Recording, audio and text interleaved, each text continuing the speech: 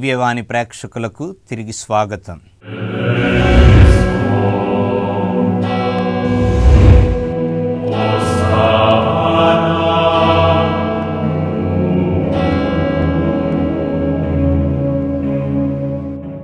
యేసయ్య ధరించినటువంటి ఊదా వస్త్రము గురించి ధ్యానిస్తున్నటువంటి మనం యేసయ్యకు ఊదా రంగు వస్త్రాన్ని ధరింపచేశారు అని తెలుసుకున్నా. ఊదా రంగు వస్త్రం ఓ పిచ్చివానికి వేస్తారని తెలుసుకున్నా. అయితే ప్రభువు తాను ఈ ఊదా రంగు వస్త్రాన్ని ధరించే ముందు 33 సంవత్సరాలు కూడా ఎటువంటి వస్త్రాలను ధరించారని కూడా ఇప్పుడు ధ్యానించుకుందాం, తెలుసుకుందాం. ఆయన జన్మించినప్పుడు పశువుల తొట్టిలో పొత్తిగుడ్డలలో చుట్టబడి ఉండెను అని లూకా సువార్తకారుడు రాస్తూ ఉన్నాడు. లూకా సువార్తీకుడు స్పష్టంగా రాస్తూ ఉన్నారు, పొత్తిగుడ్డలతో చుట్టబడి. మరియ తల్లి నిండు గర్భిణిగా ఉన్నప్పుడు ఏ సమయంలో ఏదైనా జరగవచ్చు. ప్రత్యేకంగా నిండు గర్భిణిగా ఉన్నటువంటి నేను ప్రయాణంలో ఒకవేళ ప్రసవకాలం దగ్గర పడితే ప్రసవం సమయంలో ఆ బిడ్డకు ఓ చక్కని మంచి వస్త్రాలు ఉండాలి అని చెప్పి మరియ తల్లి ఇంటి నుండే బయలుదేరినప్పుడు చక్కని వస్త్రాలను తీసుకొని బయలుదేరారని చారిత్రక గ్రంథాలు తెలియచేస్తూ ఉన్నాయి. ప్రత్యేకంగా బైబిల్ పండితులు చెబుతూ ఉన్నారు. అందుకే మరియ తల్లి ప్రత్యేకంగా చలి నుండి రక్షించేటువంటి వస్త్రాలను బాలయేసుకి ఆ అర్ధరాత్రి సమయంలో చలికాలంలో ప్రభు జన్మించగా ఆ వస్త్రాలను కప్పి చలి నుండి మరియ తల్లి కాపాడి ఉన్నారు. చక్కని వస్త్రాలు, చలి నుండి కాపాడగలిగినటువంటి వస్త్రాలను పుట్టుకలోనే యేసు ప్రభుకి తన శరీరాన్ని కప్పారు. తర్వాత ప్రభు ఎప్పుడూ కూడా నిలువు టంగీని ధరించేవారు. ఎందుకంటే ఆ నిలువు టంగి కూడా కుట్టు లేనిదై ఉన్నటువంటి వస్త్రాన్ని ధరిస్తూ ఉండేవారు. ఈ విషయాన్ని మనం ఎప్పుడు గ్రహించవచ్చంటే యేసయ్యను కపాల కొండ మీద సిలువ వేసే ముందు వస్త్రహీనుణ్ణి చేస్తూ ఉన్నారు. ఊదారంగు వస్త్రం ధరింపచేసిన తర్వాత మరలా ఆయన వస్త్రాలను ఆయనకి కట్టబెట్టి కపాల కొండకు సిలువను మోసుకుంటూ తీసుకొని వెళ్ళారు.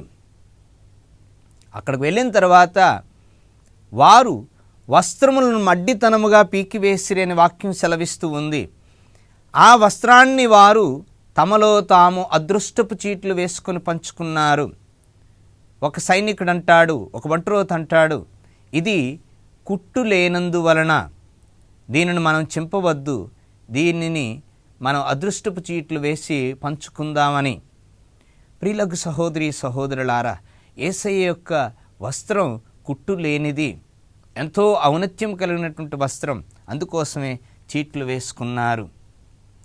ఈ వస్త్రాలని ఎవరు కుట్టు ఉంటారు అని అంటే మరియ తల్లి తన బిడ్డకు తయారు చేసినటువంటి వస్త్రాలు.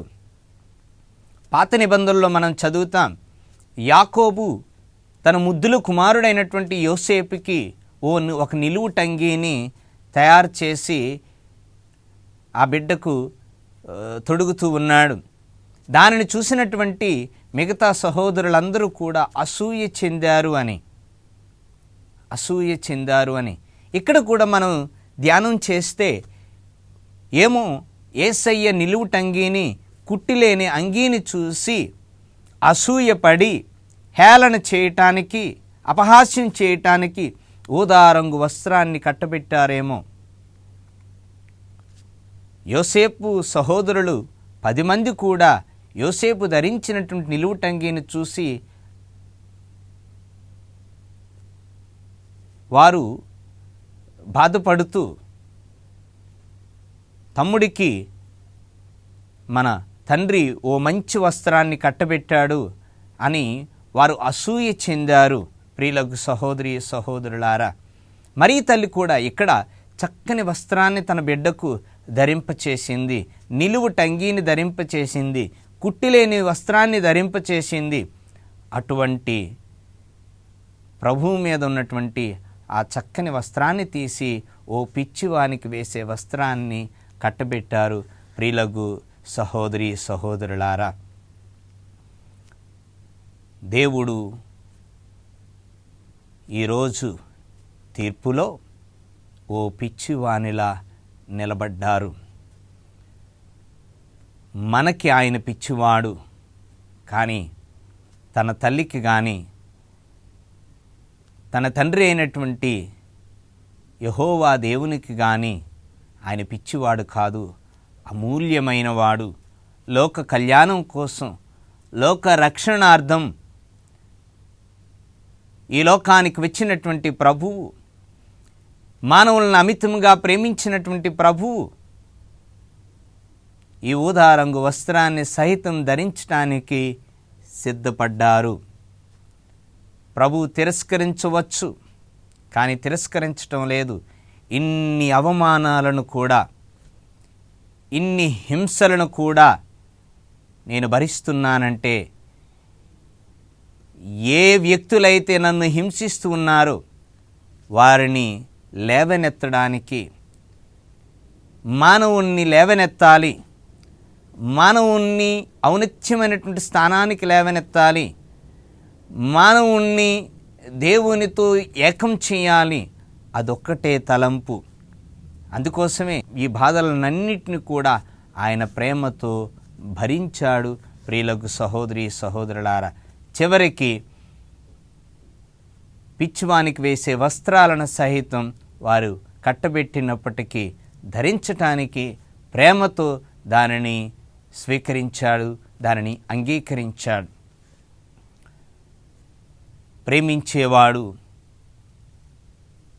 తన బిడ్డల కోసం కావచ్చు, తన వారి కోసం ఎన్ని అవమానాలైనా భరిస్తాడు, ఎన్ని బాధలనైనా భరిస్తాడు. ఆ బాధలో సంతోషాన్ని వెతుక్కుంటాడు, ఆ హింసలో ప్రేమను చూస్తాడు. అదే ప్రభు ఈరోజు మనకు నేర్పిస్తూ ఉన్నారు. ప్రియులకు సహోదరి సహోదరులారా, ఈరోజు ప్రభు నుండి మనం తెలుసుకోవలసింది, ఊదా రంగు వస్త్రము నుండి మనం తెలుసుకోవలసింది, ఊదా రంగు వస్త్రం పిచ్చివాళ్ళకి వేయబడేది. మరి ఈరోజు ఈ సమాజంలో ఉన్నటువంటి మనం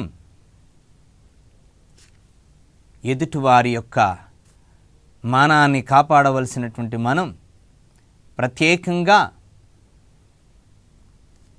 దేవుడు మనల్ని ప్రేమతో సృష్టించాడు. దేవుడు సృష్టించినటువంటి ఈ దేహానికి ఒక గౌరవం ఉంది. దేవుడు సృష్టించినటువంటి ఈ దేహం పవిత్రమైనది అని మనం గుర్తిస్తూ మన దేహాన్ని మనం కాపాడుకోవాలి, గౌరవంగా చూసుకోవాలి. ప్రియులకు సహోదరి సహోదరులారా, మనం ధరించేటువంటి వస్త్రం బట్టి కూడా మన యొక్క ఔన్నత్యం, మన యొక్క గొప్పతనం లేదు. మనల్ని మనం లోకానికి ఏ విధంగా ప్రొజెక్ట్ చేసుకుంటూ ఉన్నామన్నది మనం గ్రహించాలి. ఎదుటి వ్యక్తి వస్త్రహీనుడై ఉంటే వస్త్రమునివ్వాలి. అందుకే ప్రభు తుది తీర్పులు అంటారు, నేను వస్త్రహీనుడై ఉన్నప్పుడు మీరు వస్త్రమునిచ్చితిరి. తీర్పులో ఈ అంశాన్ని ప్రత్యేకంగా ఆయన చూస్తారు. ప్రతి వ్యక్తి తన మానాన్ని వస్త్రం ద్వారా కాపాడుకోవాలి, తన శరీరాన్ని కప్పుకోవాలి. అయితే శరీరాన్ని సంపూర్తిగా కప్పుకుంటూ మన గౌరవాన్ని మనం కాపాడాలి, శరీరం యొక్క ఈ దేహం యొక్క పవిత్రతను కాపాడాలి. ప్రియులకు సహోదరి సహోదరులారా, చిన్న ప్రార్థన చేసుకుందాం. ఊదా రంగు వస్త్రము నుండి చక్కని సందేశం ఇచ్చినటువంటి ప్రభువుని ప్రార్థించుకుందాం. ఈ చిన్న ప్రార్థనలో నాతో ఏకీభవించండి.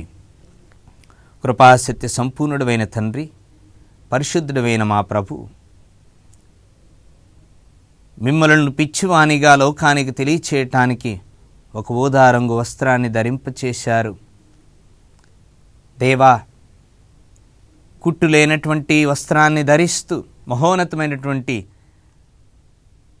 స్థానాన్ని కలిగి ఉండాలని మరియ తల్లి ఎంతో ప్రేమతో చక్కని వస్త్రాలను మీకు ధరింపచేసేవారు. కానీ పాపపు లోకం మిమ్మల్ని పిచ్చివానిగా గుర్తిస్తూ, పిచ్చివానిగా తెలియచేస్తూ లోకానికి ఒక ఊదా రంగు వస్త్రాన్ని ధరింపచేశారు. దేవా, వారిని మన్నించండి. ప్రత్యేకంగా ఈరోజు నన్ను దీవించండి, ఈ సమాజాన్ని దీవించండి. ఎదుటివాని మానాన్ని కాపాడాలని సందేశం ఇచ్చా. ఎంతోమంది వస్త్రహీనులు ఈ లోకంలో తిరుగుతూ ఉన్నారు. చూసి చూడనట్టు స్పందన లేకుండా ముందుకు పోతూ ఉన్నాం. వస్త్రహీనులను చూసి స్పందిస్తూ వస్త్రాన్ని కప్పి ఎదుటివాని మానాన్ని, ఎదుటివాని పవిత్రతను, దేహం యొక్క గౌరవాన్ని కాపాడే శక్తిని, ఆత్మీయ అనుగ్రహాన్ని దయచేయమని ఈ మనవిని మా నాథుడైన క్రీస్తు ద్వారా వేడుకొనుచున్నాము తండ్రి. ఆమెన్.